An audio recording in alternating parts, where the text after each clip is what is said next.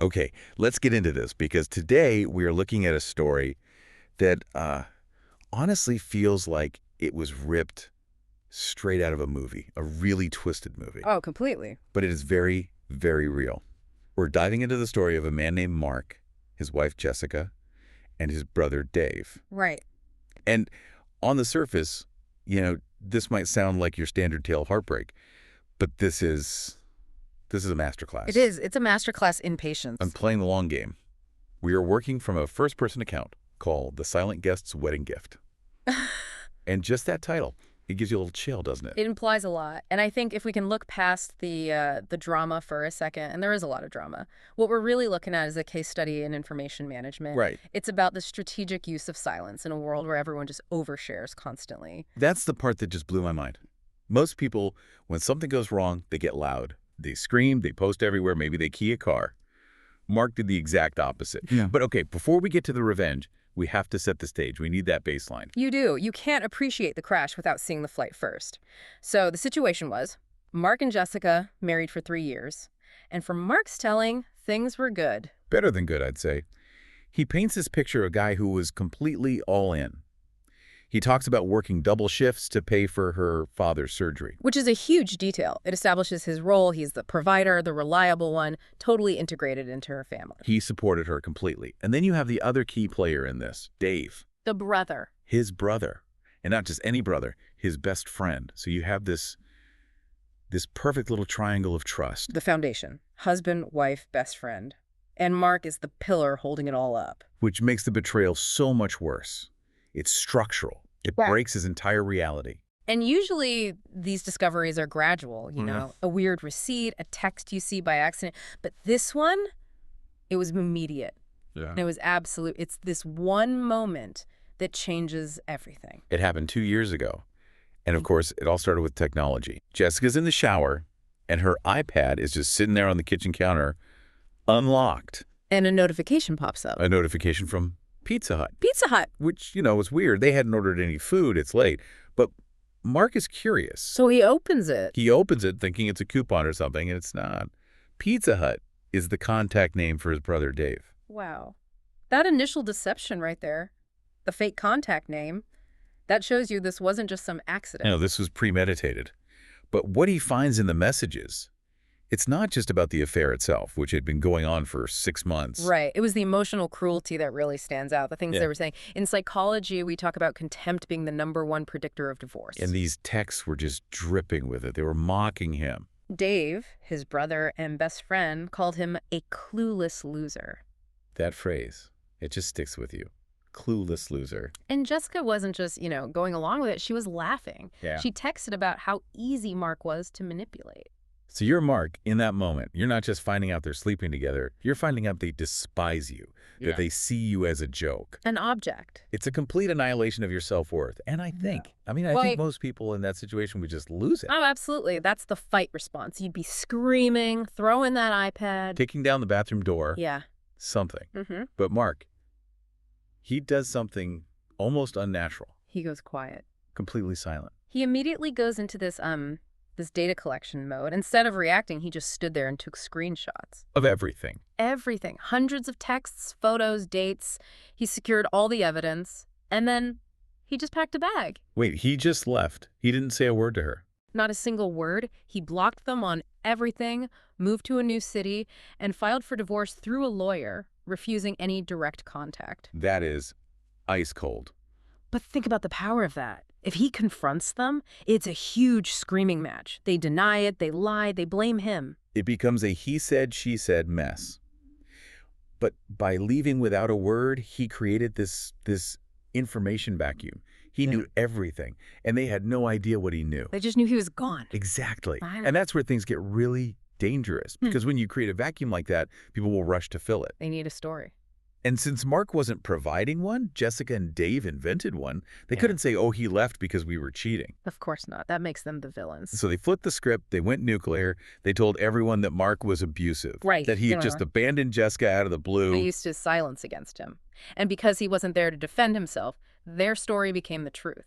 For 2 years. Think about that. For 2 years, Mark had to live with the knowledge that his own family, his parents, thought he was a monster. He had to accept being the bad guy. How do you do that? I mean, I would have to call my mom and say, no, listen, let me send you these screenshots right now. Most people would. The desire to be seen as a good person is overwhelming, but he suppressed it. He was playing the long game. He just watched from a distance as they not only got away with it, but they became a public couple. And the family bought it. Oh, good old Dave stepping in to take care of poor Jessica after that monster Mark abandoned her.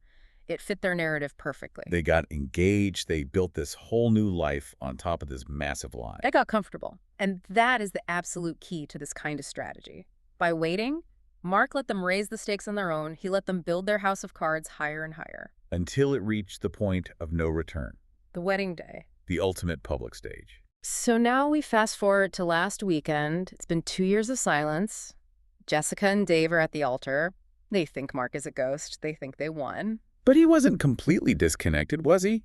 He had someone on the inside. He had an accomplice, a cousin. An inside man. I love this detail. So he must have shown this one cousin the proof, right? I assume so. Or maybe the cousin was just suspicious. Either way, this cousin stayed on his side, kept quiet, and got an invitation to the wedding. The perfect mole. So Mark has the intel. He knows the date, the venue, and he plans his wedding gift. But he doesn't show up and object. That would be too simple. No, he goes for digital sabotage. Yep. It's a Trojan horse. He gets the cousin to help him swap a video file. And it's so clever because weddings are chaotic. There's a laptop, a projector. The cousin probably just offered to help out with a slideshow. It's classic social engineering. So picture it. The reception. 200 guests. Everyone's happy. The best man gets up to play this video montage of, childhood memories. Everyone's guard is down. They're expecting baby photos and sappy music. And the video starts. It's a few cute photos. Everyone is saying, aw. And then it cuts. Abruptly, it cuts to the screenshots. All the evidence he collected 2 years ago. Yeah. And he curated it. The source says the very first thing that popped up wasn't some explicit photo. It was a line of text. The clueless loser text. He's such a loser, he'll never know. Projected on a giant screen for everyone to see. The power of that specific phrase in that moment, it's devastating. It doesn't just prove the affair, it proves their arrogance. And now, not only does he know, but 200 of their closest family and friends know. And remember who is in this room? Their conservative grandmother. Jessica's very religious parents. This is why he waited. If he had just emailed this out 2 years ago, maybe they could have weathered it. But here, at the wedding, in front of everyone, it's public humiliation on a scale you can't come back from. The source says the room just went silent. That horrible, heavy silence, and then total chaos. It was the instant collapse of their entire story. Jessica's screaming, crying. Dave tries to physically punch the projectionist.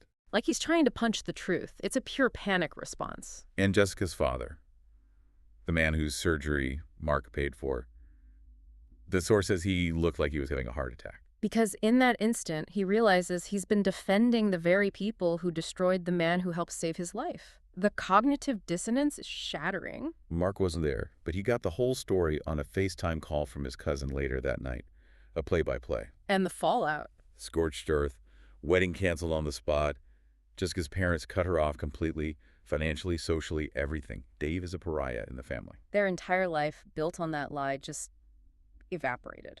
And the story ends with Mark, alone in his apartment, pouring a drink and making a toast. To himself. He says it was worth the 2-year wait. But was it? I mean, that's the question, right? 2 years of letting people think you're a monster? Of holding on to all that anger? It's a huge price to pay. From a psychological standpoint, holding a grudge that long is usually corrosive. But Mark clearly saw this as a necessary operation, a mission. He didn't just want them to break up. He wanted to dismantle the false narrative they had built. He wanted to prove the clueless loser was the one who had the last word. Precisely. It's a total reclamation of his story. They called him clueless. He knew everything. They called him a loser. He won in the end. It's a devastatingly effective reversal. It also just makes you think about our digital lives. In a world where every single text can be screenshotted, Yeah. Are you ever really safe? That's the real chilling takeaway. The digital footprint is permanent. Mark didn't need a private eye. He just needed to press 2 buttons on an iPad. The perpetrators created their own evidence file. He just harvested it. All he did was curate the exhibition. Wow. Curate the exhibition. That's a dark way to put it, but it's dead on. He didn't create the art. He just chose the venue for the premiere. which just happened to be their wedding reception. I mean, it is dark, it is dramatic, Yeah. and you can't argue with the results. It was undeniably effective. It's the nuclear option, and in his mind, that was the only option he had left. So I guess the thought I want to leave everyone with today is, we all have secrets, and we all live on our phones. And here's the thing that's really unsettling. We all have a mark in our lives, someone we've maybe underestimated, someone we might think is a bit clueless. Yeah.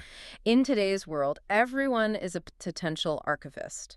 Every phone is a recording device. So the real question isn't, will the truth come out? Yeah.